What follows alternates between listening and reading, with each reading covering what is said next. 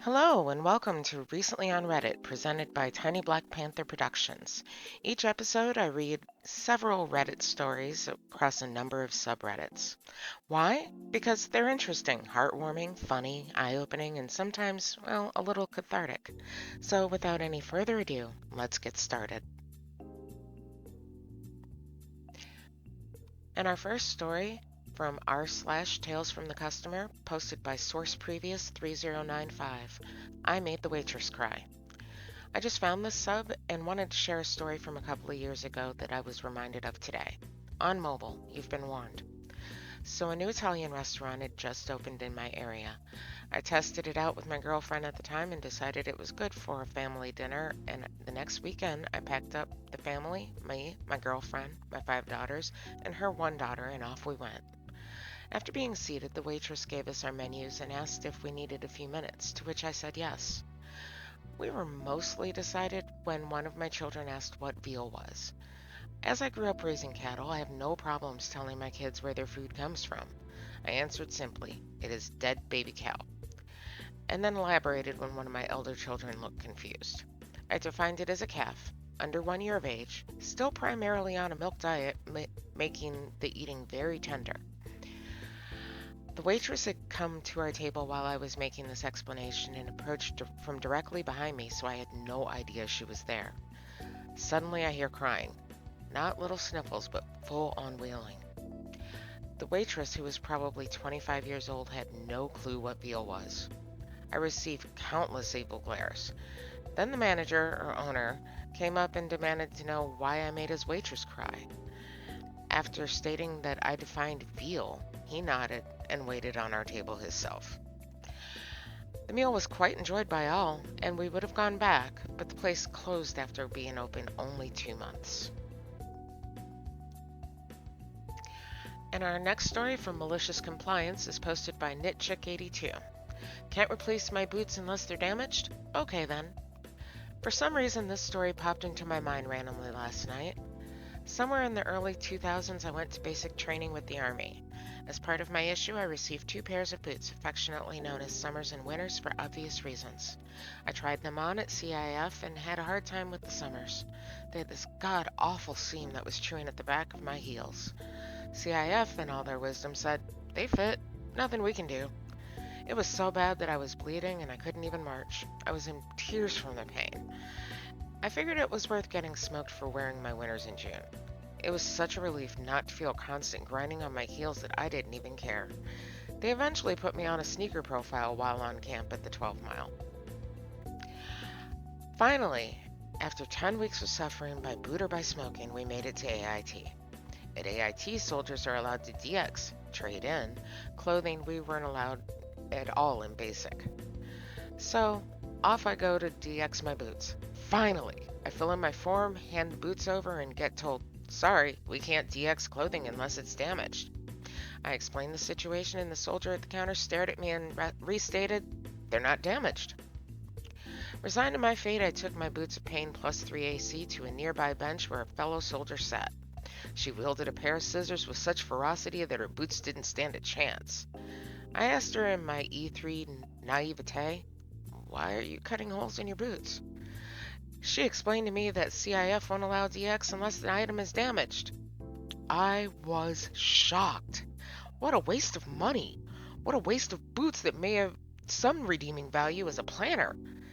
She then handed me the scissors. "Need them?" "I'm done." She raised her eyebrows to ask. I grabbed the scissors and went to town on those damn boots. I revisited the counter with my damaged boots. The DX went smoothly, and my summers fit great. I never had another problem with boots in all my 6 years.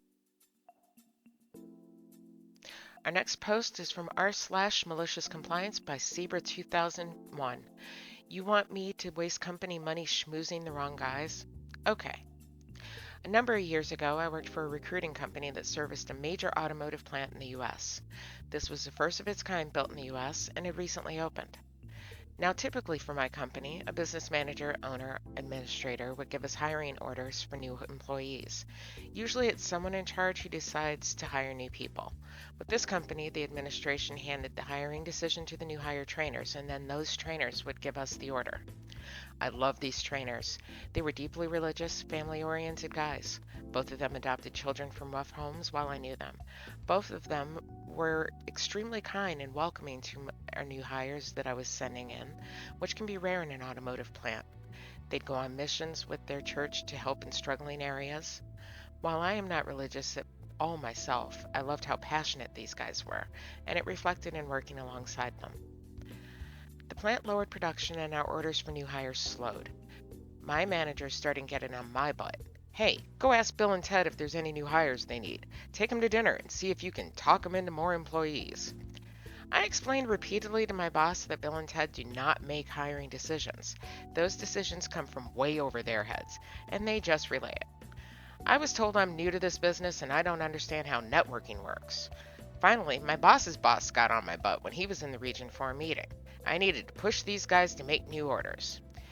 So I checked my limits on how much I could spend schmoozing clients. I then took these guys all around town for months.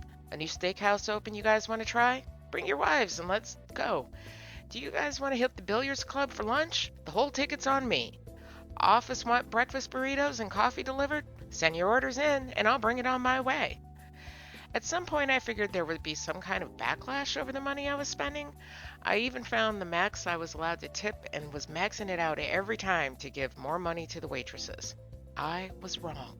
The plant cycled up again, and I think my managers believed that those new orders came from the money I was spending and not just typical ebbs and flows of auto manufacturing. Eventually, I left the industry and these guys moved on to other jobs. We had a blast on the company dime while it lasted. And our last story today is also from r/malicious compliance, posted by LXIX-CDXX.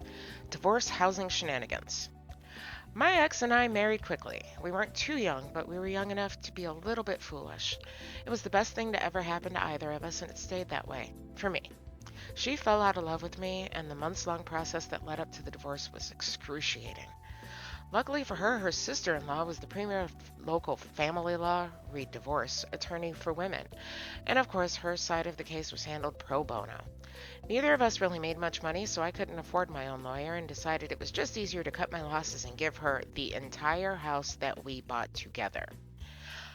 I took some furniture that I brought to the marriage and anything that was obviously otherwise mine, but gave her literally everything else. I moved back in with my old roommate. Everything was fine for a few months, but old what's-her-name eventually wanted to meet and hash out a few details. Turns out she was having a hard time paying the mortgage on her own and wanted me to pay half. Even though she wanted the divorce, her name was the only one on the title, and I had given her my half of the rights to the house. I was flabbergasted. I suggested that she get a roommate, but she didn't want anyone else living there. I told her that I couldn't afford to pay my rent and plus half of her mortgage. She mentioned that I had signed on as a co-guarantor of the mortgage, and I had to. She didn't want to make an unpleasant part of our divorce settlement, so I left the meeting absolutely screwed up. But after a drink or several, I had a realization. It was a risky gamble, but I knew her well enough to hope that it would work. I had lunch with her again and agreed that I could pay half of the mortgage, but she would have to help me move back in. Moving in? Absolutely. I definitely could not afford to pay her and pay rent somewhere else. And there had never been any threat of violence between us, and our driver's license still had our house listed as my legal residence. So at this point, there was nothing stopping me from walking right back in the door and setting myself up in the guest bedroom. We could eventually work out a polite arrangement for evenings when I might bring home a new romantic interest. So, would she want me to move in immediately and prorate this month, or maybe wait till next month? Her jaw flapped a few times, and she said that she'd have to consult with her lawyer. But that was the end of it. She dropped the issue and never asked me for anything more. I still gave her a house just to get myself out from underneath her, but it was worth it. Thank you for joining me today for Tiny Black Panther Presents recently on Reddit. I hope you've enjoyed these posts as much as I have. Please like, comment, and subscribe as I will continue posting more stories like these. Bye bye for now.